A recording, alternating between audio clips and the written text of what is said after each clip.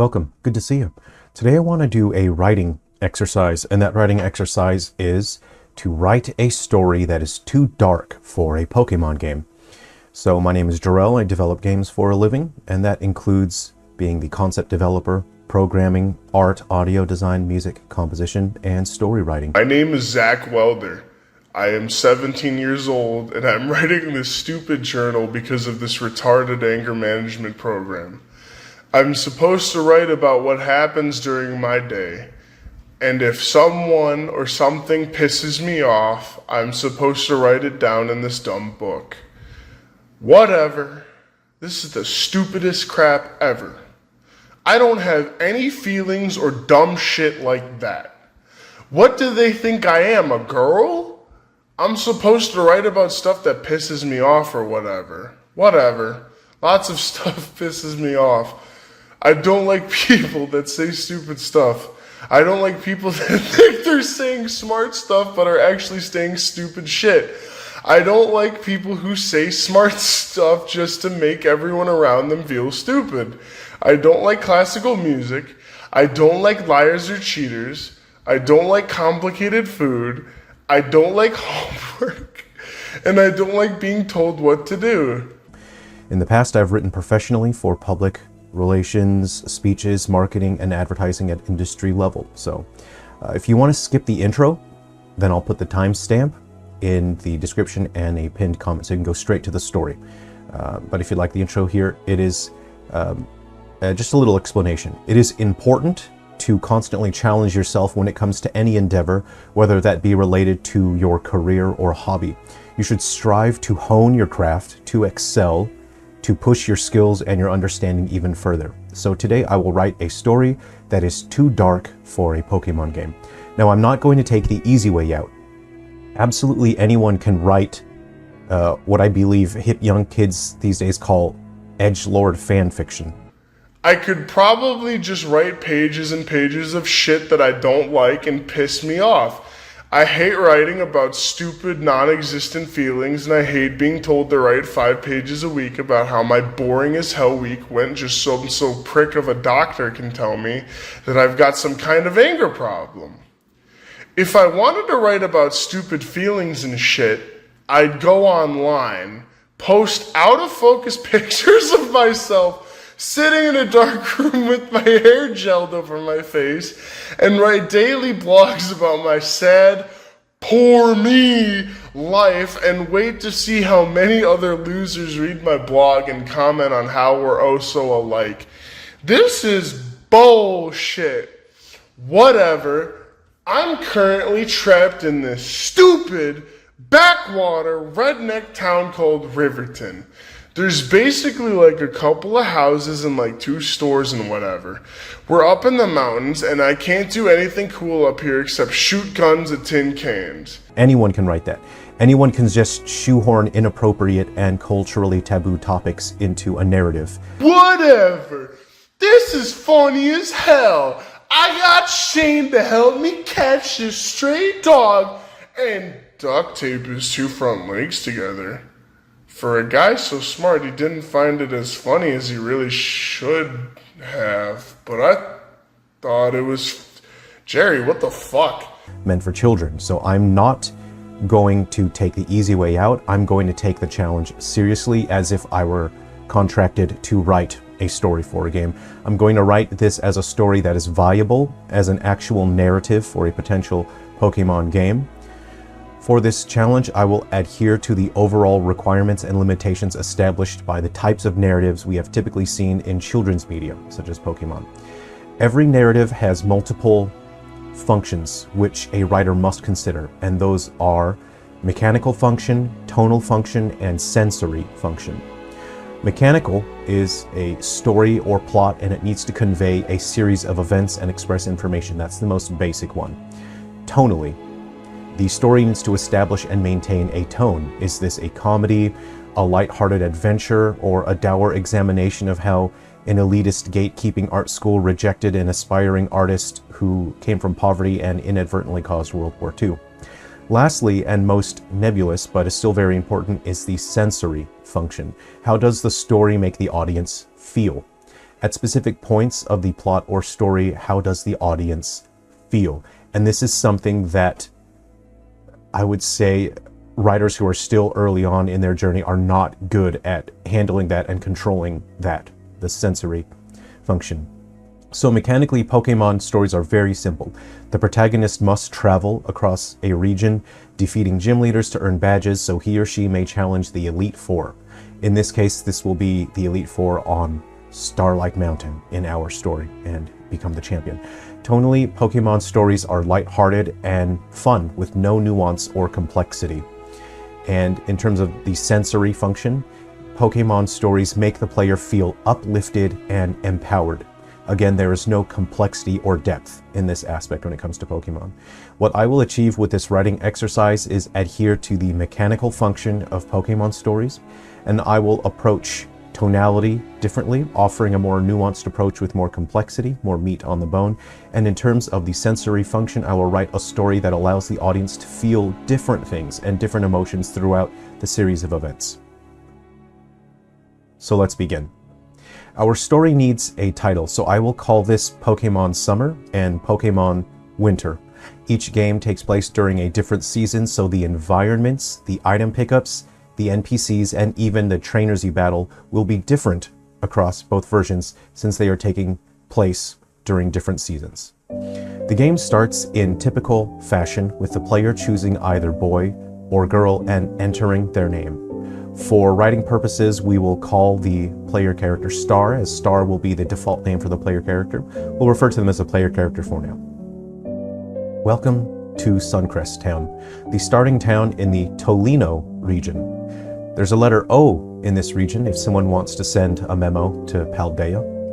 As the player assumes control of their player character, the first change we see is that both of the player's character's parents are home. We see the player character's room is adorned with all kinds of Pokemon merchandise, toys, furniture, posters, everything. There is a Pokemon nightlight by the bed that is still turned on. It's the player character's 10th birthday, which means they get to go to the Pokemon lab next door and get their first Pokemon so they can embark on an adventure.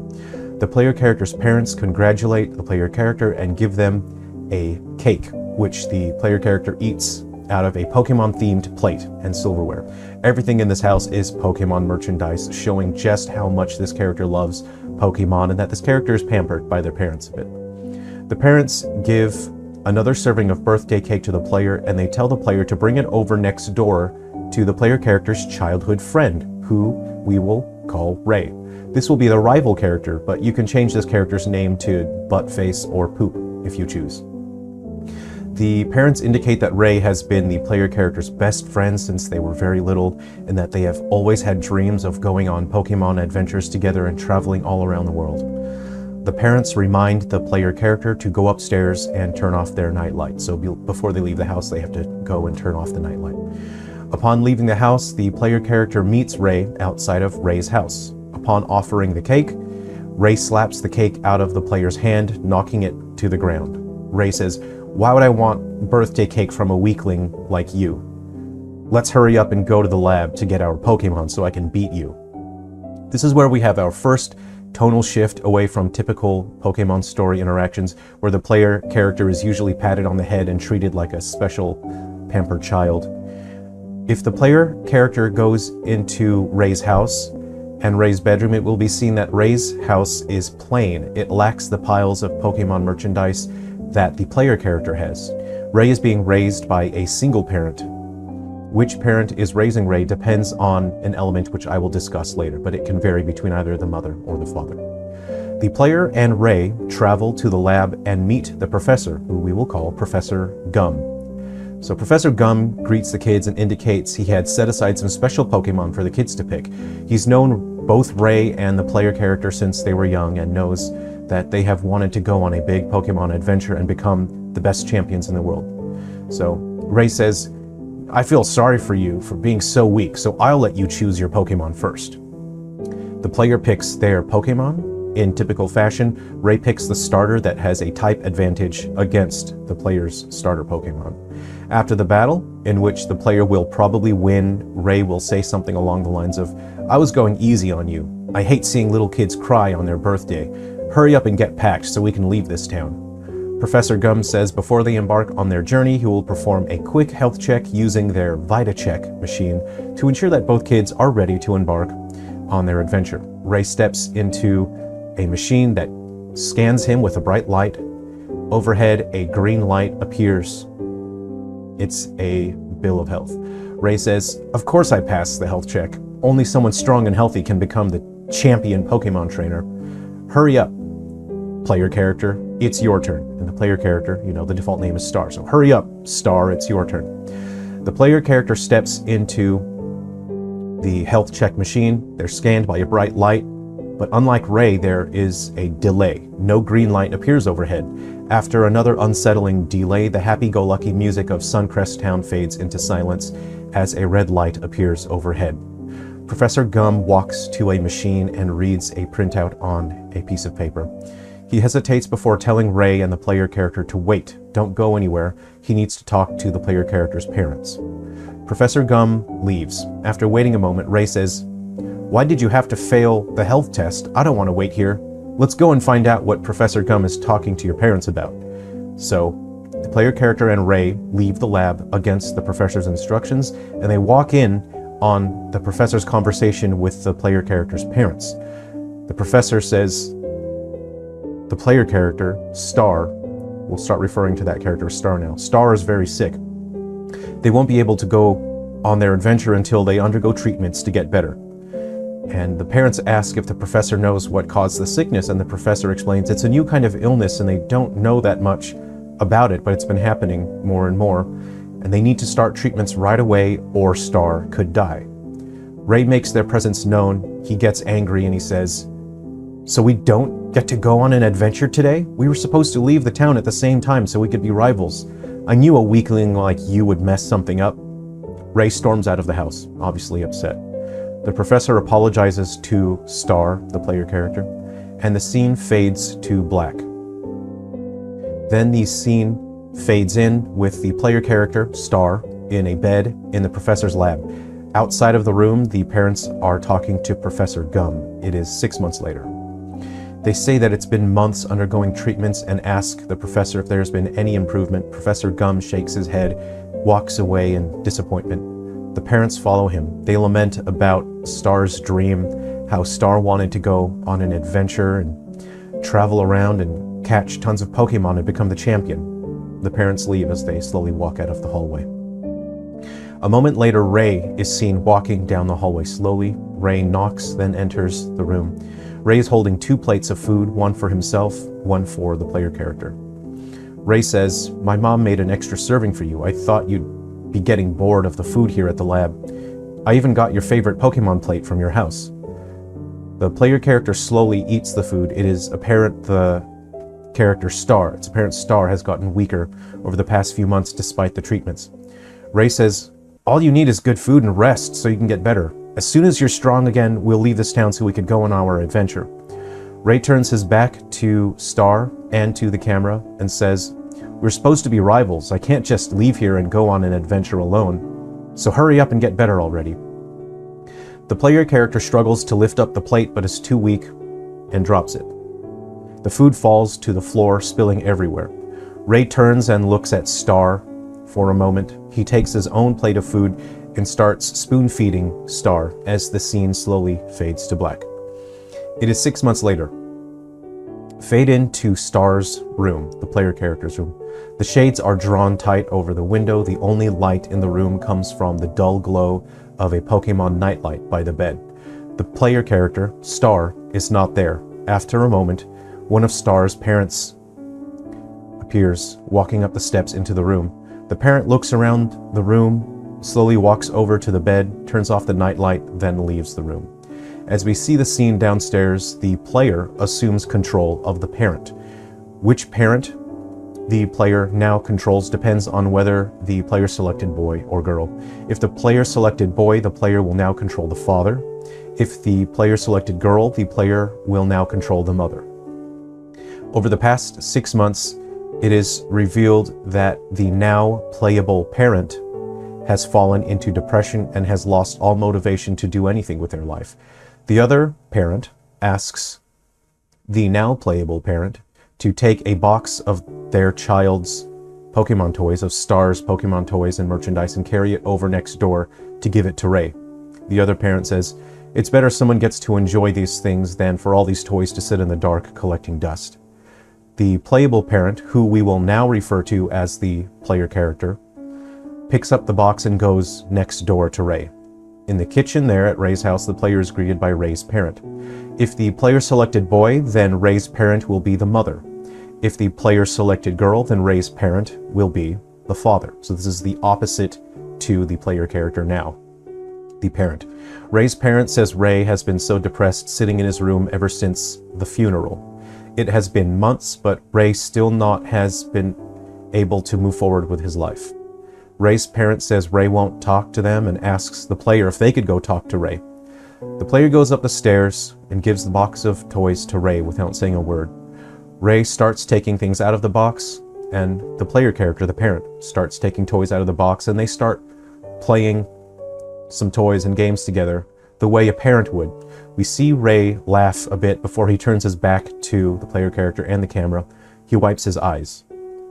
The player character sees 2 Pokeballs sitting on Ray's dresser and asks about it.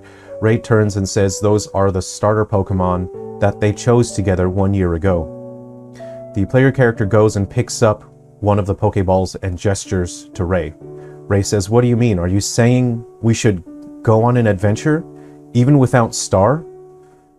Ray gets angry and runs out of the room shouting, no, I would never go on an adventure without Star. We were going to be rivals and become champions together. The player character leaves the house and goes back home and talks to their spouse, the other parent. They discuss taking their child's ashes to the top of Starlight Mountain, where the Elite Four are, and spreading Star's ashes there. They come to an agreement, and the player character, the parent, gets dressed. The spouse tells the player to go to the lab and talk to the professor to prepare for the adventure. The player goes to the lab and talks to the professor, and the professor discusses it with the player before asking them to step into the VitaCheck machine to do a health check. The player character steps in. There is a moment's hesitation. Instead of a green light or a red light, an orange light appears overhead. The professor looks at a paper printout and says, your back injury is never really fully recovered from the accident. This is going to be very difficult and painful for you. Are you sure you still want to go through with this? The player character wants to spread Star's ashes on Starlight Mountain, where the Elite Four are, and the professor explains that absolutely nobody is allowed on Starlight Mountain where the Elite Four are, and the only way that people are allowed to climb Starlight Mountain is if they have 8 gym badges. The parent, the player character, will have to defeat 8 gym leaders, collect the badges, then climb to the top of Starlight Mountain so they can spread Star's ashes. The player character lets out Star's starter Pokemon from the Pokeball to greet it for the first time. The Pokemon is excited to greet the parent. There is a moment of comfort as the two hug. And from this point, walking Pokemon are enabled, so whatever Pokemon is in the first slot can walk alongside the player. The professor wishes the player character good luck. The player character makes their way to leave town, where they are stopped by Ray, who shouts, "Wait for me! I'm ready to go!" Ray's tone has changed and is enthusiastic and excited. Ray says, "You don't even know how to catch a Pokemon yet. I better show you first." There is a tutorial battle where Ray explains how to use a Pokeball to catch a Pokemon. Before properly leaving town, before embarking through the first route, Ray asks a favor. Ray asks if he can carry Star's ashes while they leave town, just for the first route. Ray says he wasn't going to leave town without Star. The player gives the ashes to Ray to hold temporarily, and together the player character and Ray traverse the first route just until they get to the next town. There, Ray gives the ashes back to the player character and says, "Okay, now we have to split up. I'm going to catch lots of Pokemon and become strong. Let's meet up at the next town past the forest." And then Ray asks, "If I run into any trouble, will you be there to help me?" The player has a choice to answer yes or no. If the player answers yes, Ray replies excitedly and says, "Okay, I'll do my best. You better do your best too, Star would have wanted you to catch tons of Pokemon here. We used to talk about it all the time. If the player answers no, Ray is disappointed but replies, "Oh, I understand.